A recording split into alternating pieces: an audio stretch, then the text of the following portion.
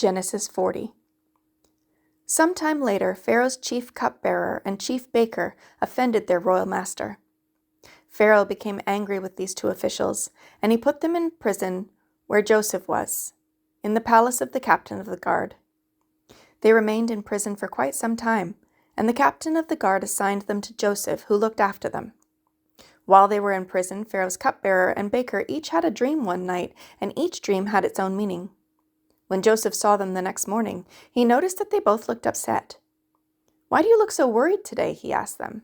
And they replied, "We both had dreams last night, but no one can tell us what they mean." "Interpreting dreams is God's business," Joseph replied. "Go ahead and tell me your dreams." So the chief cupbearer told Joseph his dream first. "In my dream," he said, "I saw a grapevine in front of me. The vine had 3 branches that began to bud and blossom, and soon it produced clusters of ripe grapes. I was holding Pharaoh's wine cup in my hand, so I took the cluster of grapes and squeezed the juice into them. Then I placed the cup in Pharaoh's hand." "This is what the dream means," Joseph said. "The 3 branches represent 3 days. Within 3 days, Pharaoh will lift you up and restore you to your position as his chief cupbearer. And please remember me and do me a favor when things go well for you.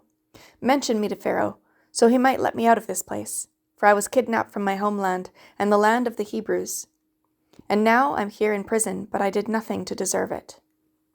When the chief baker saw that Joseph had given the first dream such a positive interpretation, he said to Joseph, "I had a dream too. In my dream, there were 3 baskets of white pastries stacked on my head. The top basket contained all kinds of pastries for Pharaoh, but the birds came and ate them from the basket on my head." "This is what the dream means," Joseph told him. "The 3 baskets also represent 3 days. 3 days from now, Pharaoh will lift you up and impale your body on a pole. Then the birds will come and peck away at your flesh."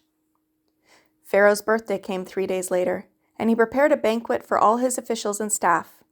He summoned his chief cupbearer and chief baker to join the other officials. He then restored the chief cupbearer to his former position so he could again hand Pharaoh his cup. But Pharaoh impaled the chief baker, just as Joseph had predicted when he interpreted his dream. Pharaoh's chief cupbearer, however, forgot all about Joseph, never giving him another thought.